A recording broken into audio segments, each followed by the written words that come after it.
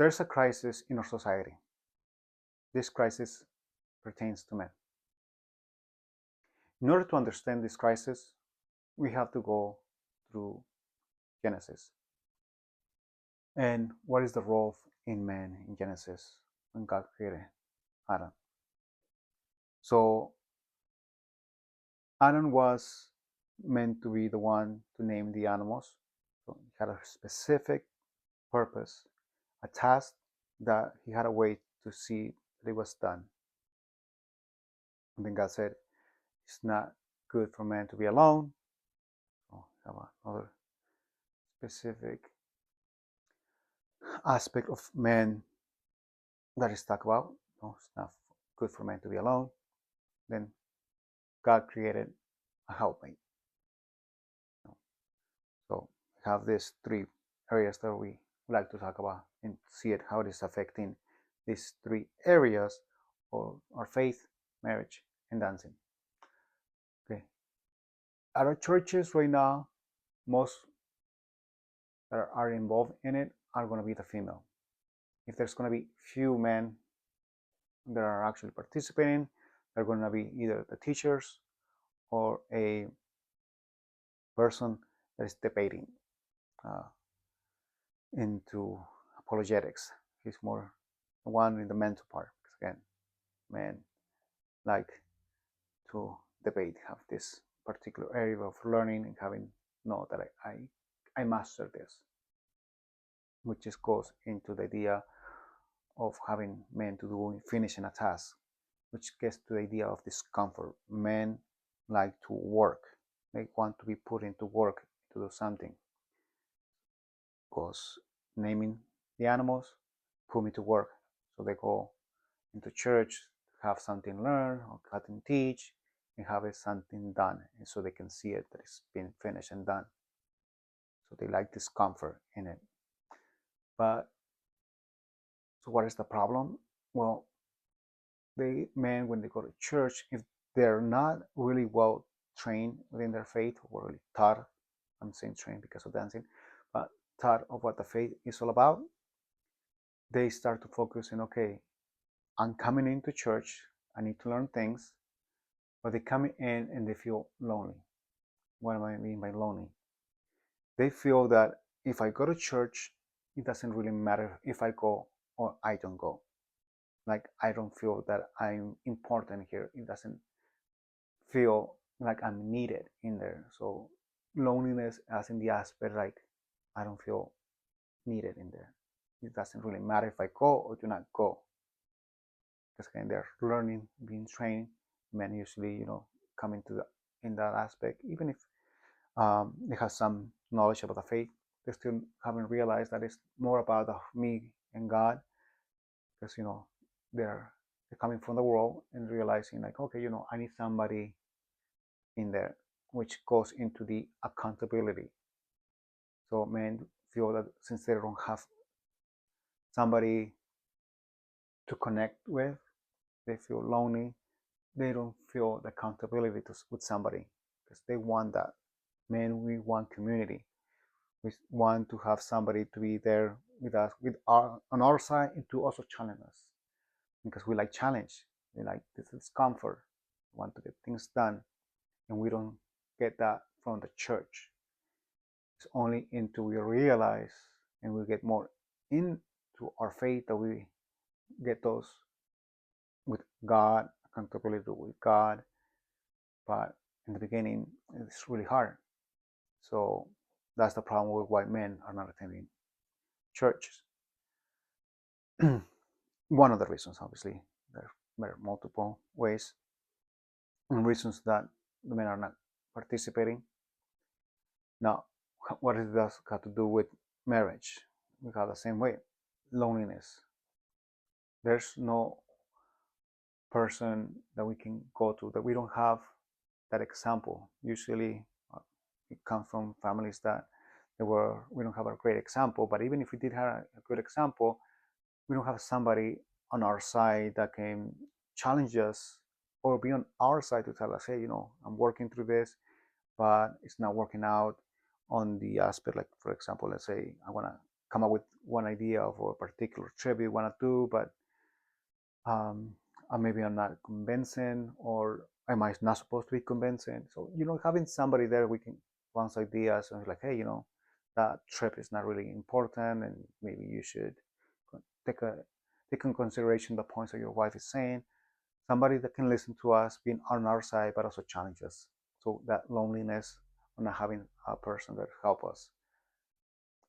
And with that, the accountability of actually being able to say to that, hey, I talk about it, but yes, I just lost it and I started yelling. And then that's the part like, hey, that in itself, even you have the great ideas, but by just losing your temper, you lost your focus on the what you wanted to say. So, that person that can be there is telling us, hey, you should work on this, be mindful of that particular area. It's not what you say, it's how you say it. So that's the accountability part. And the discomfort is that men like steps to get done and know this is what I did and this is the result. More in those steps, because when we come into a marriage, we are still having the struggle to find out when is it that I just need to listen, and when is it that I just, or when I can bring a solution. So there's a particular areas where we have that line that we have to be working on. Yes, you have heard from other people telling, oh, talk to your wife and tell her like, hey, is this something that you just want me to listen to, or this is something you want me to help you resolve, which is helpful, and that will be steps that you can work on. Again, but there will be points when you need to figure it out by yourself. At this particular point, it's just an opinion, and this is something that you do need to step in and give a answer, but it might not be in this conversation. I have to put it within my heart and bring it up another time that is not related to this, so it doesn't seem that I'm not listening to her.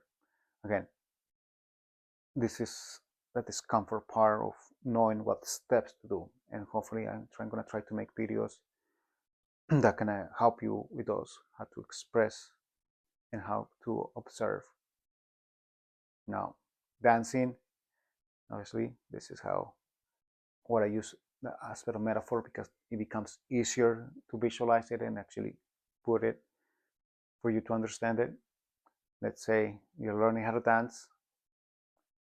Problem of loneliness we have here is like, maybe you learn a couple steps, you're doing it, but you might be doing maybe off time because you're trying to observe the person you're watching and trying to go at it.